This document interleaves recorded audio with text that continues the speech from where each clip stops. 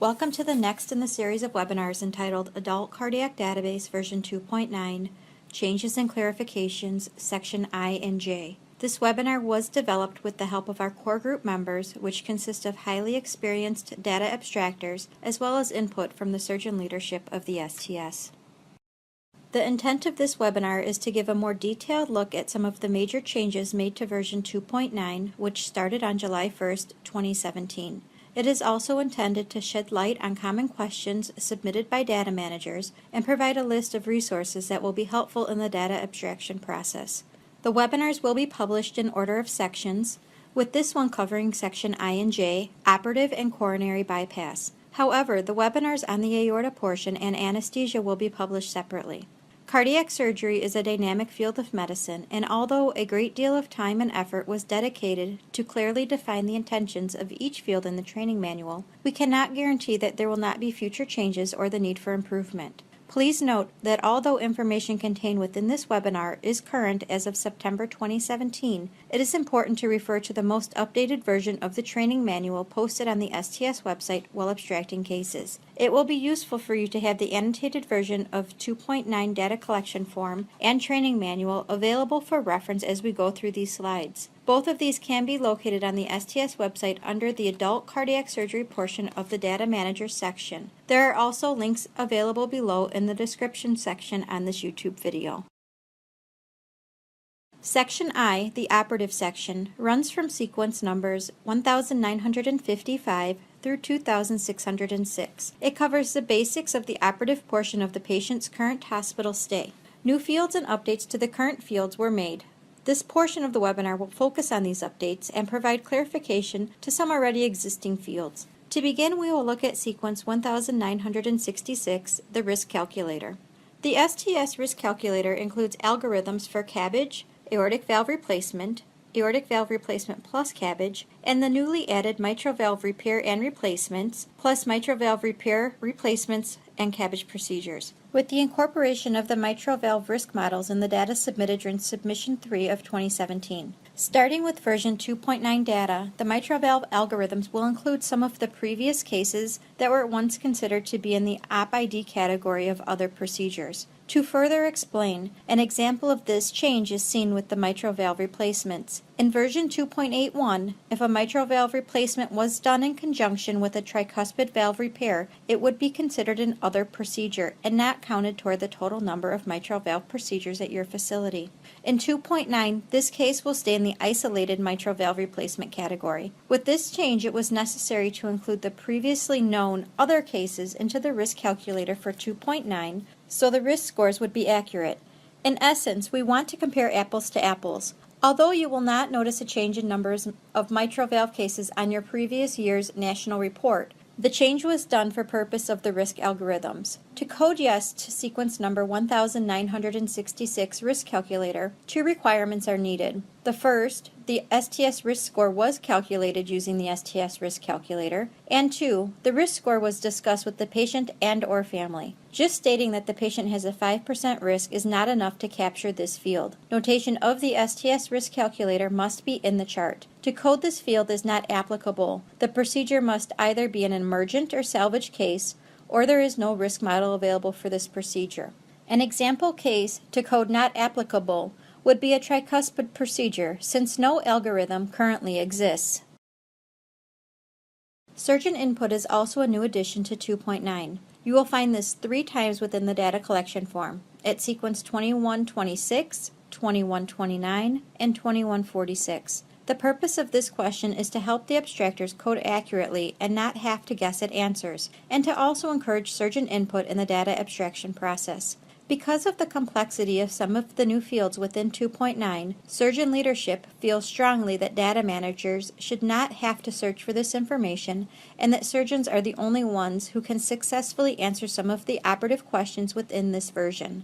To answer yes to these questions, the data manager must have had some type of interaction with the surgeon or surgeon support staff in which the pathology, etiology, and/or procedural information was obtained. A few ways to accomplish this interaction include really great operative notes, surgeon worksheets, or other forms of communication with the surgeon.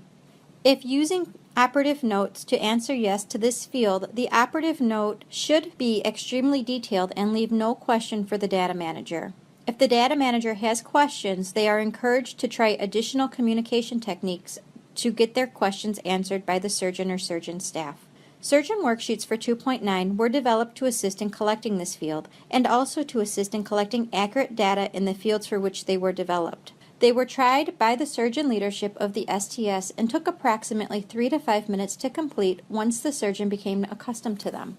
Also, they contain the same surgical information within the operative sections of the data collection form, although they are formatted slightly different. They are not required, but may be used in audit situations if the information is not obtainable elsewhere in the chart.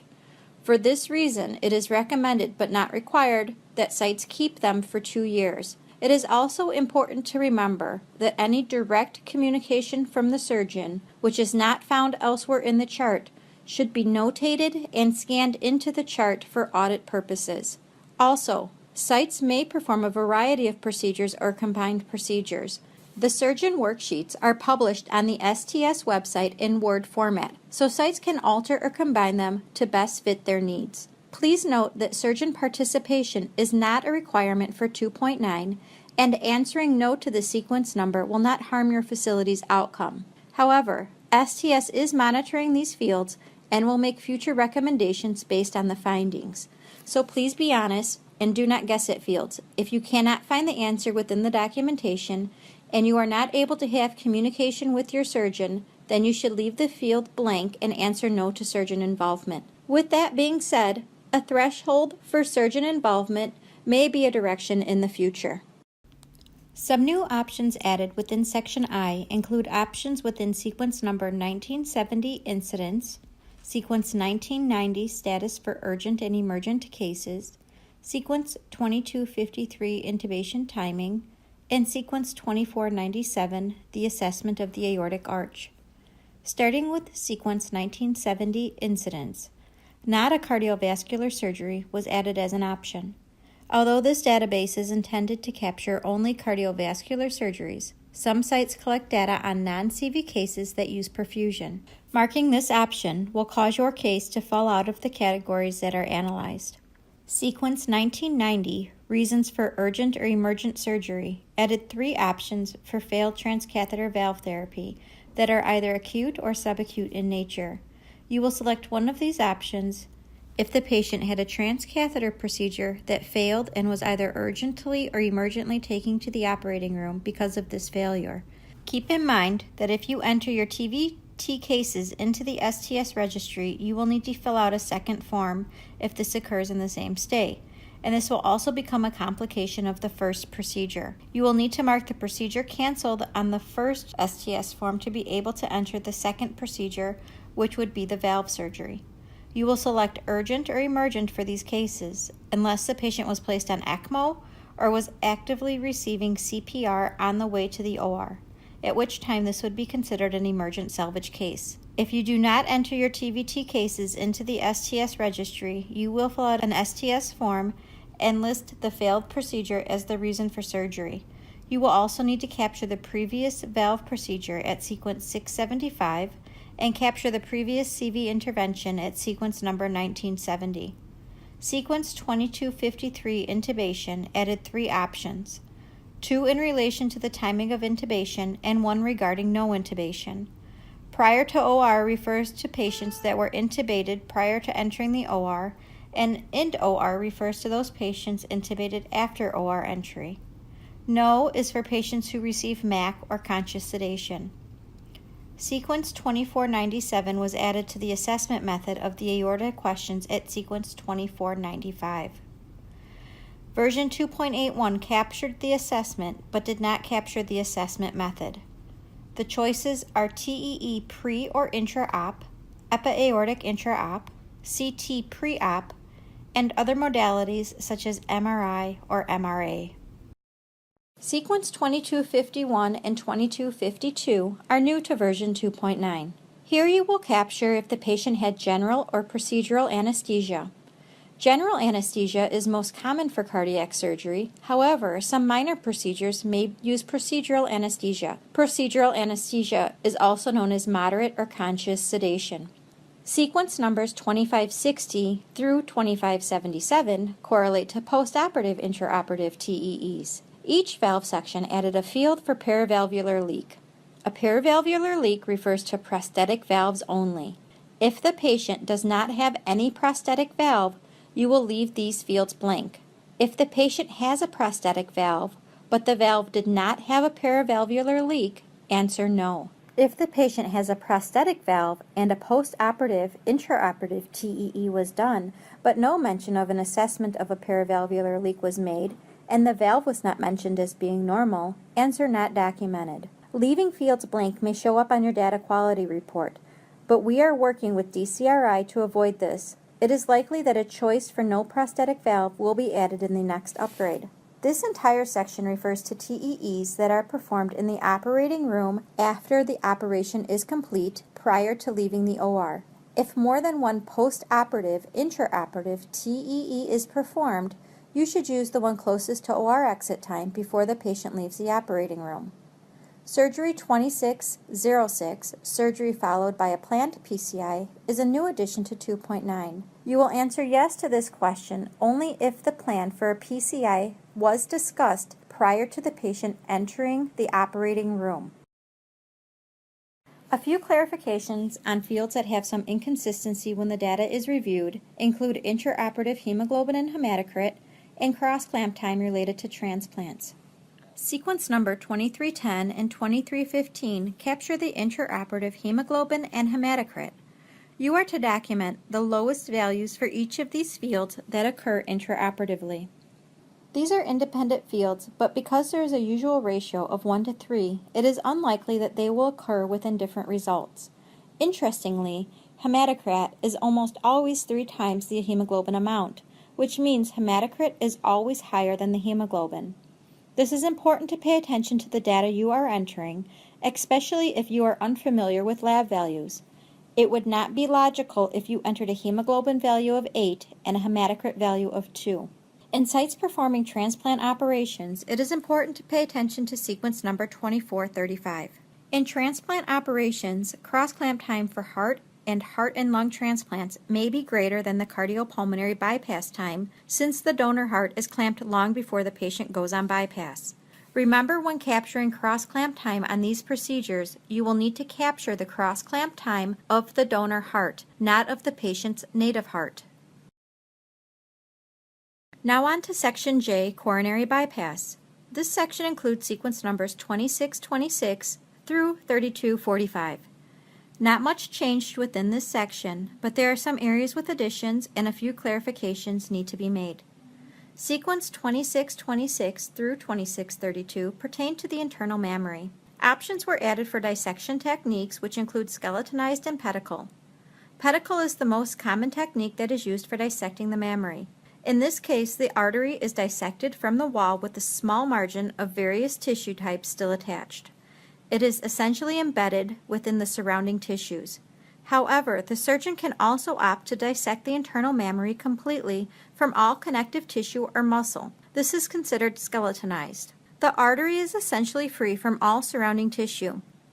There is more time and risk involved with complete dissection of the mammary artery, but it does offer a more pliable piece of artery to be used. Surgeons will usually chart if they skeletonize the artery, as this is not the norm.